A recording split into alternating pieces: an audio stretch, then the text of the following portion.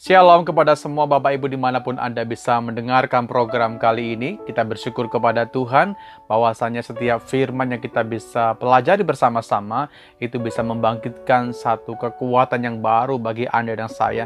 Saya temukan bagaimana sebuah kesaksian yang hidup dari seorang yang tadinya begitu ganas, seorang yang tadinya begitu kejam, seorang yang menganiaya orang lain, ya, bahkan dia membunuh orang-orang yang dikategorikan pengikut Kristus.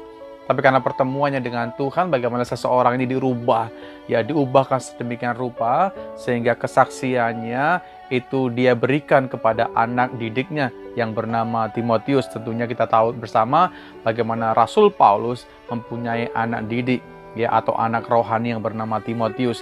Saya temukan sebuah kebenaran dalam 1 Timotius pasalnya yang pertama ayatnya yang ke-13. Demikian bunyi firman Tuhan.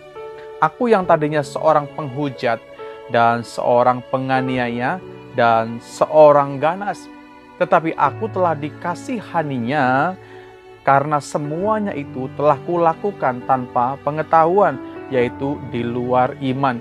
Bagaimana sesuatu yang diperbuat di luar pengetahuan, bahkan di luar iman, itu akan mendatangkan sesuatu yang tidak baik dalam kehidupan setiap Anda dan saya. Dan hal itu pun diakui oleh Paulus, bahwa di luar Tuhan, sebelum dia mengenal pribadi Yesus, apa yang dia lakukan di luar pengetahuannya, bahkan di luar imannya kepada Kristus. Jadi kata lain begini, sebelum dia tinggal di dalam Tuhan, tidak ada sebuah pengetahuan yang benar. Ya, tidak ada sebuah pengenalan yang lebih dalam lagi tentang siapa pribadi Yesus, sehingga yang dikerjakan adalah bagaimana dia menjadi seorang penghujat. Alkitab berkata, aku yang tadinya seorang penghujat, aku seorang penganiaya. Jadi bagaimana dia mengejar-ngejar orang-orang percaya untuk ditangkap, untuk dibunuh. Bahkan lebih ekstrim lagi bahwa dia seorang yang ganas. Anda bisa bayangkan bahasa ganas seperti seekor binatang, bukan? Itu kehidupan dia sebelum dia mengenal pribadi Yesus. Tapi sekali lagi bahwa puji Tuhan, kalau kita lihat ayatnya yang ke-14, kasih karunia Tuhan kita itu yang dikaruniakan dengan limpahnya kepadaku, kepada Paulus, dengan iman dan kasih di dalam Yesus Kristus. Sekali bahwa semua apa yang dia nikmati itu semua karena kasih karunia. Artinya sesuatu yang tidak layak dia terima, tapi dia menerimanya, itulah kasih karunia. Alkitab bilang bahwa sesungguhnya kasih karunia Tuhan memberikan sebuah perkenanan dalam kehidupan Rasul yang bernama Paulus. Sehingga kalau maju ayatnya yang ke-15, bahwa perkataan ini sungguh benar dan patut diterima sepenuhnya. Jangan ragu menerima perkataan Tuhan. Kristus Yesus, ya, datang ke dunia untuk apa? Menyelamatkan. Menyelamatkan siapa? Orang yang berdosa. Dan di antara mereka yang berdosa, dia katakan bahwa akulah yang paling berdosa. Bagaimana Paulus memberikan posisinya, ya, posisi hidupnya, bahwa akulah orang berdosa. Bahkan akulah yang paling berdosa. Artinya, saudara yang saya kasihi, bahwa sesungguhnya di hadapan Tuhan, setiap kita, siapa diri kita sesungguhnya? Kita adalah orang yang berdosa. Kita seringkali melakukan sebuah kesalahan. Bagaimana Paulus berkata bahwa aku seorang penganiaya, aku seorang pengejar jemaat, aku seorang yang ganas. Tapi dikatakan bahwa kasih karunia Tuhanlah yang memberikan perkenanan dalam kehidupannya, sehingga dia melayani Tuhan, sehingga dia memberikan hidupnya untuk Tuhan. Bahkan dia menunjukkan bagaimana pelayanannya yang begitu memberkati banyak orang. Yang menjadi sebuah pelajaran bagi setiap kita hari ini adalah bahwa sesungguhnya setiap Anda dan saya pun kita bisa dipakai oleh Tuhan. Paulus sudah mengatakan kesaksiannya kepada Timotius bahwa dia seorang yang berdosa, bahkan paling berdosa. Tapi karena kasih karunia Tuhanlah yang memberikan perkenanan sehingga dia bisa melayani.